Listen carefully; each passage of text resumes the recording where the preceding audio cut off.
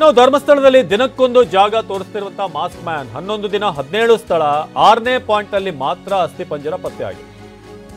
ನೇತ್ರಾವತಿ ನದಿ ತೀರ ಬಿಟ್ಟು ರತ್ನಗಿರಿ ಬೆಟ್ಟದಲ್ಲಿ ನಿನ್ನೆ ಹುಡುಕಾಟ.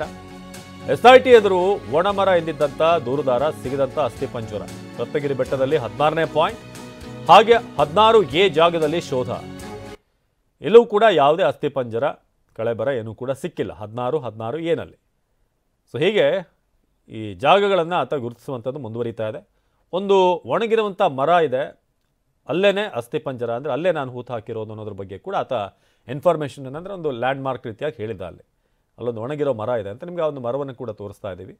ಸೊ ಈ ಭಾಗದಲ್ಲಿ ನಾನು ಹೆಣ ಹೂತಿದ್ದೀನಿ ಅಂತ ಆತ ಹೇಳಿದಾಗ ಅಲ್ಲೂ ಕೂಡ ಹುಡುಕಾಟ ನಡೆಸಲಾಗಿದೆ. 16 ಮತ್ತು 16A 2 ಪಾಯಿಂಟ್ನಲ್ಲೂ ಕೂಡ ಸರ್ಚ್ ನಡೆಸಲಾಯಿತು. ಆದರೆ ಸದ್ಯಕ್ಕೆ 6ನೇ ಪಾಯಿಂಟ್ ಒಂದನ್ನು ಬಿಟ್ಟರೆ ಅಂಥ ವಿಚಾರಗಳು ಕಂಡು ಬಂದಿಲ್ಲ. ಇದು ಮಣ್ಣಿನ ಮಾದರಿಯನ್ನು ಕೂಡ ಸಂಗ್ರಹ ಮಾಡ್ತಿರೋದು. ಮಣ್ಣಿನ ಮಾದರಿ ಸಂಗ್ರಹಿಸಿ FSLಗೆ ರವಾನಿಸಲಾಗಿದೆ. ನಿನ್ನೆ ಸರಿಸುಮಾರು 6 ಗಂಟೆಗಳ ಕಾಲ ಅಲ್ಲಿ ಸರ್ಚ್ ನಡೆಸಲಾಯಿತು. ರತ್ನಗಿರಿ ಬೆಟ್ಟದಲ್ಲೂ ಕೂಡ ನಿನ್ನೆ SIT ಹುಡುಕಾಟ. SIT ಎದುರು ಒಂದು ಅವ್ರು ಹೇಳಿರೋದು ಒಣಮರ ಇದೆ, ಸೊ ಅದರ ಬಳಿ ಅಂತ ಅಲ್ಲೂ ಕೂಡ ಹುಡುಕಾಟ ನಡೆಸಿದ್ರು 16 ಮತ್ತು 16A ಪಾಯಿಂಟ್ನಲ್ಲಿ. ಇನ್ನು ಧರ್ಮಸ್ಥಳದಲ್ಲಿ ಇಂದು ನಡೆಯೋದಿಲ್ಲ ಶೋಧ ಕಾರ್ಯ. ಭಾನುವಾರ ಆಗಿರುವಂತಹ ಕಾರಣ ಶೋಧ ಕಾರ್ಯಕ್ಕೆ ಬ್ರೇಕ್ ನೀಡಲಾಗಿದೆ. ನಿನ್ನೆ ರತ್ನಗಿರಿ ಬಾಹುಬಲಿ ಬೆಟ್ಟದಲ್ಲಿ ನಡೆದಿದ್ದಂತಹ ಶೋಧ, ನಾಳೆಯಿಂದ ಮತ್ತೆ ಶೋಧ ಕಾರ್ಯ ಮುಂದುವರಿಯುತ್ತೆ. ಸೊ ದೂರುದಾರ ತೋರಿಸಿರುವಂಥ ಒಣಮರ ಒಂದು ಕಡೆ, ಇನ್ನೊಂದು ಕಡೆ SITಯ ಟೀಮ್ ಇವತ್ತು ಭಾನುವಾರ ಆಗಿರುವಂಥ ಕಾರಣಕ್ಕೆ ಸರ್ಚ್ಗೆ ಬ್ರೇಕ್ ಕೊಡಲಾಗಿದೆ.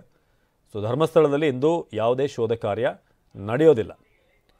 ಆದರೆ 16 ಮತ್ತು 16A ಪಾಯಿಂಟ್ ಏನಿತ್ತು ಅಲ್ಲಿ ಸರ್ಚ್ ಮಾಡಿದ್ರು. ನಂತರ ಮಣ್ಣಿನ ಸ್ಯಾಂಪಲ್ ಅನ್ನು ಕೂಡ FSLಗೆ ಕಳಿಸಲಾಗಿದೆ. ಇನ್ನು ತೀವ್ರ ಕುತೂಹಲ ಮೂಡಿಸಿದಂಥ 13ನೇ ಪಾಯಿಂಟ್, ಇಲ್ಲಿವರೆಗೂ ಕೂಡ 13ನೇ ಪಾಯಿಂಟ್ನ ಶೋಧ ಕಾರ್ಯ ಆರಂಭ ಆಗಿಲ್ಲ. ಆದರೆ ದೂರುದಾರ ಹೇಳ್ತಿರೋದು ಇಲ್ಲೇ ನಾನು ಹೆಚ್ಚಿನ ಶವವನ್ನು ಹೂತಿದ್ದೆ. 13ನೇ ಪಾಯಿಂಟ್ಗೂ ಹೆಚ್ಚಿನ ಭದ್ರತೆಯನ್ನು ನೀಡಿದಂತೆ SIT ಅಧಿಕಾರಿಗಳು. 12ನೇ ಪಾಯಿಂಟ್ ಮುಗಿದ ಬಳಿಕ 13ರಲ್ಲಿ ಸೀರಿಯಲ್ ಪ್ರಕಾರ ಅವರು 13ರಲ್ಲಿ ಸರ್ಚ್ ಮಾಡಬೇಕಾಗಿತ್ತು. ನಾವು ಕೂಡ ಅವತ್ತು ಬೆಳಗ್ಗೆ ಲೈವ್ ರಿಪೋರ್ಟನ್ನು ಕೊಟ್ಟಿದ್ವಿ, ಬಹುಶಃ ಇಲ್ಲೇ ಬರ್ತಾರೆ ಅಂತ. ಆದರೆ 13ನೇ ಪಾಯಿಂಟ್ ಏನಿದೆ ಅದು ಅಲ್ಲಿ ರಸ್ತೆ ಪಕ್ಕದಲ್ಲೇ ಇರುವಂಥ ಪಾಯಿಂಟ್. ಅದು ಸಾಕಷ್ಟು ವಾಹನಗಳು ಓಡಾಡುವಂಥ ರಸ್ತೆ. ಅದು ಅಂದರೆ ಒಂದು ಆ ಪಕ್ಕದಲ್ಲೇ ಒಂದಷ್ಟು ಮೀಟರ್ ದೂರದಲ್ಲೇ 13ನೇ ಪಾಯಿಂಟ್ ಇದೆ. ಬಟ್ ಇದುವರೆಗೂ ಕೂಡ ಅಲ್ಲಿ ಸರ್ಚ್ ನಡೆದಿಲ್ಲ. ಎಲ್ಲ ವಿಚಾರಕ್ಕೆ ಸಂಬಂಧಪಟ್ಟ ಹಾಗೆ ನಮ್ಮ ಪ್ರತಿನಿಧಿ ಪೃಥ್ವಿರಾಜ್ ಈಗ ಸ್ಪಾಟ್ನಿಂದ ನೇರ ಸಂಪರ್ಕದಲ್ಲಿ ಜಾಯ್ನ್ ಆಗಿದ್ದಾರೆ. ಪೃಥ್ವಿಗೆ ನಾವು ಗಮನಿಸ್ತಾ ಇದ್ದೀವಿ 13ನೇ ಪಾಯಿಂಟ್ ಇನ್ನೂ ಕೂಡ ಪೆಂಡಿಂಗ್ ಉಳ್ಕೊಂಡಿದೆ. ಜೊತೆಗೆ ನಿನ್ನೆ 16, 16A ಇಲ್ಲೂ ಕೂಡ ಸರ್ಚ್ ನಡೆಸಲಾಯಿತು. ಸದ್ಯಕ್ಕೆ ಏನು ಅಪ್ಡೇಟ್ ಇದೆ ಈ ವಿಚಾರಕ್ಕೆ ಸಂಬಂಧಪಟ್ಟಾಗಿ, ಜೊತೆಗೆ ಭಾನುವಾರ ಆಗಿರುವಂಥ ಕಾರಣ ಇವತ್ತು ಬ್ರೇಕ್ ನೀಡಲಾಗಿದೆ ಅಂತ?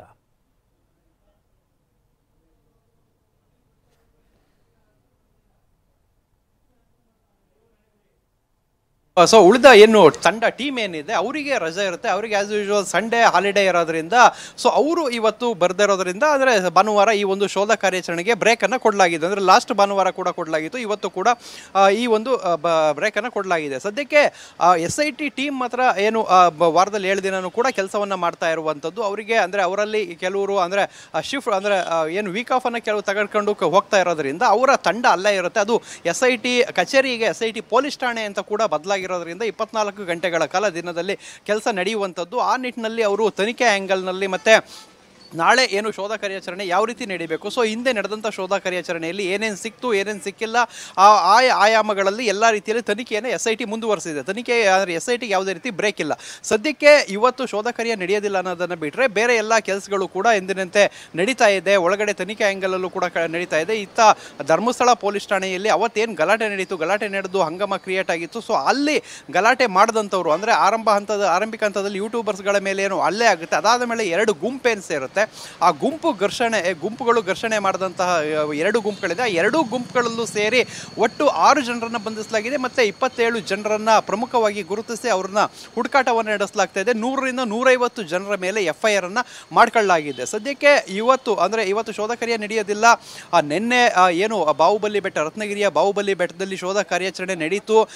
ಏನು 16 ಮತ್ತು 16A ಅಂತ ಗುರುತು ಮಾಡ್ಕೊಂಡಿದ್ರು. ಅಲ್ಲಿ ಯಾವುದೇ ರೀತಿ ಮೂಳೆ ಆಗಿರ್ಬೋದು, ಕಳೆ ಬರ, ಅಸ್ಥಿಪಂಜರ ಯಾವುದು ಸಿಕ್ಕಿರಲಿಲ್ಲ.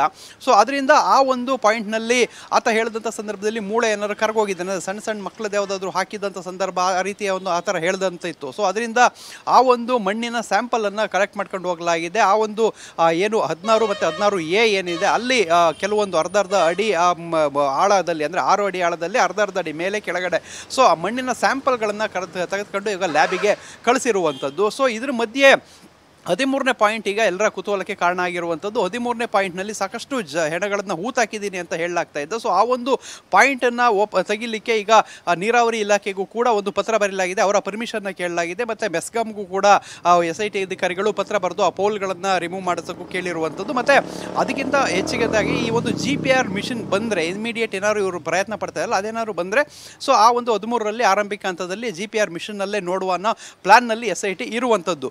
ಸದ್ಯಕ್ಕೆ ಇವತ್ತು ಯಾವುದೇ ರೀತಿ ಶೋಧ ಕಾರ್ಯಾಚರಣೆ ಇರೋದಿಲ್ಲ. ನಾಳೆ ಅದು ಮತ್ತೆ ಮುಂದುವರಿಯುತ್ತೆ. ನಾಳೆ 13ನೇ ಪಾಯಿಂಟಲ್ಲಿ ಮುಂದುವರಿಯುತ್ತೆ, ಇಲ್ಲ ಈ ಒಂದು 16ನೇ ಪಾಯಿಂಟ್ನ ಎ ಬಿ ಅದನ್ನ ಕೆಲವೊಂದು ವಿಂಗಡಣೆ ಮಾಡ್ಕೊಂಡು ಅಲ್ಲೇ ಮುಂದುವರಿಸ್ತಾರ ಅನ್ನೋದನ್ನ ಕಾದು ನೋಡಬೇಕಾಗಿದೆ. ಅವಿನಾಶ್, ಧನ್ಯವಾದ ಪೃಥ್ವಿ.